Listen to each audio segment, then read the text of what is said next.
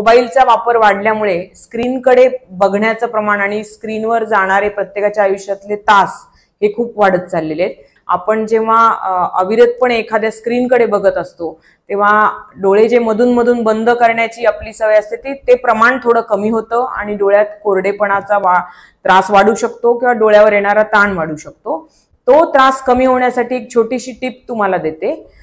Rule of 20-20-20 असं आम्ही त्याला म्हणतो। म्हणजे साधारण 20 मिनिट जर तुम्ही कंटिन्युअसली स्क्रीनकडे पाहिलं तर 20 सेकंदासाठी डोळे मिटून घ्या आणि 20 सेकंदासाठी तुमच्या डोळ्याच्या स्नायूंना रिलॅक्स होण्यासाठी किंवा ते शिथिल करण्यासाठी तुम्ही लांबच्या वस्तूकडे बघा किंवा घरात बसला असेल तर खिडकी उघडून खिडकीत बाहेर लांब दिसणारे डोंगर किंवा झाडांकडे बघितलं तरी डोळ्याचे स्नायू एकदम रिलॅक्स होतात।